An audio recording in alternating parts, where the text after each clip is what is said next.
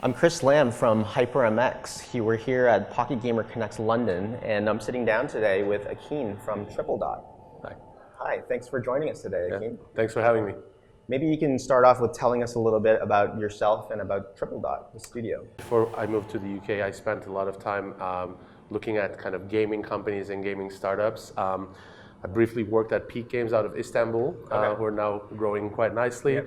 And really just fell in love with the whole, free-to-play gaming business. Was at Facebook for about 5 years. Initially, basically looking after the games partnerships business in Europe, and then I was one of the guys who helped launch Audience Network. And then right afterwards, I joined King. I was there looking after business operations, just. I always had the entrepreneurial bug, so partnered up with a very good friend of mine, Lior. He was the founder of Product Madness. He then sold it to Aristocrats, stayed on to run the business for a few years. And we got together with third dot, I guess, Eyal. So Eyal was also in the founding team of Product Madness. And the three of us really got together. We're really good friends. We really liked the business, and then we kind of felt that we could put together something unique, something special. Yeah. We're firm believers in real innovation in gaming happens under the hood. So we felt that there was a lot of opportunity that we could explore together. And our vision is basically to create the Apollo program of mobile gaming.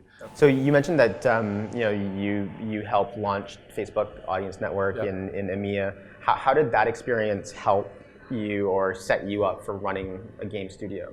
Sure.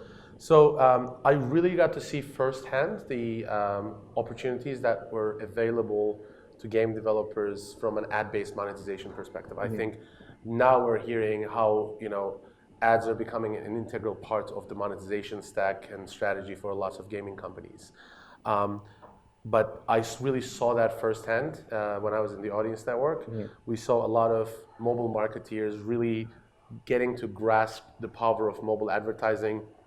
And there's a famous Mary Meeker slide that shows the delta between eyeballs and budgets spent. Right. So that delta still exists, and we see that as a tremendous opportunity. And so, your approach with Tripledot, are you guys focused on a certain genre of game, or are you guys looking at just applying certain best practices, like you said, under the hood, and you're going to work across multiple genres? Definitely, I would say there are certain common traits that we look for. We're definitely very numbers oriented operators. So we are I personally myself consider myself a business person first. So we try to focus on markets that we know there's a demand for. So our game, for instance, is solitaire, Sudoku. Sure. We know that there's always going to be demand for those kind of what we call evergreen games. And we really try to kind of eliminate market risk, at least initially. That's kind of the first phase of our growth. Right. So in this phase, we're trying to really just eliminate the market risk and focus on the execution risk. And you mentioned that it's absolutely true. We try to innovate under the hood. So we really try to use different techniques that we've seen. Lior, was running Product Madness, and Eyal was, a key part of that success story. We try to put these things together and really try to go after really long-term retention. So, a lot of people are nowadays talking about hyper-casual, which is characterized by really high early retention. So day 50, day one retention needs to be 50%. Sure. Day 7 needs to be 20%.